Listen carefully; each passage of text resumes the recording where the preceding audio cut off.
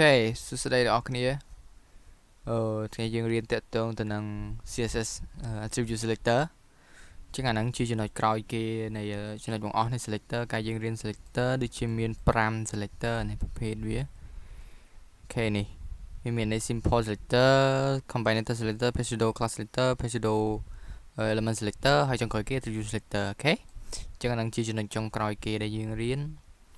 អូខេចឹងមើលទម្រង់គេគឺគេប្រើអីដំបូងហៅ take មកសិនតមកដាក់ attribute ចូលក្នុងសញ្ញានេះសញ្ញាទាំងគៀបនេះត្រូវអ្នកគ្នាអូខេចឹងដាក់ attribute ហើយវាមានតម្លៃរបស់វា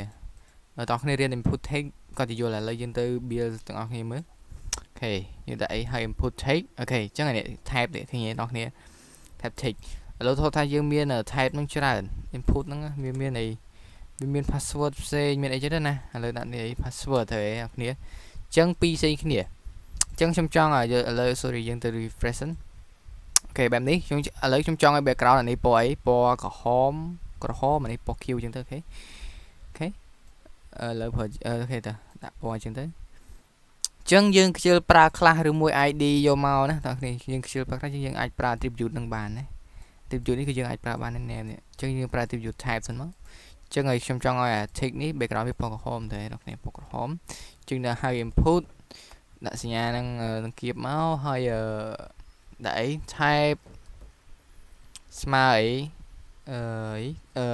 tick នេះអូខេឲ្យ background color red ចឹងទៅ save fresh ជាមួយវាដើរអីនេះអូខេចឹងបានហើយ background color red អូខេចឹងយើងមួយទៀតអីគេ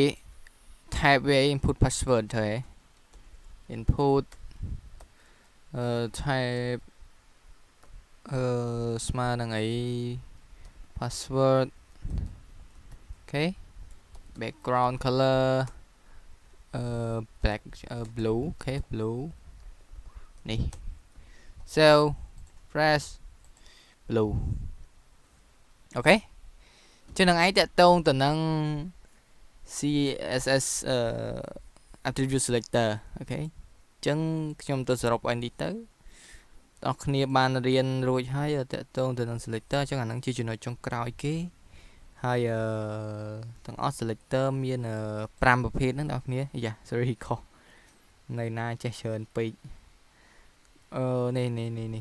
មាន5 simple selector នេះពពួកហ្នឹងណាបើ take បើអីហ្នឹងទៅលើកមើលសោះមិនបងប្អូន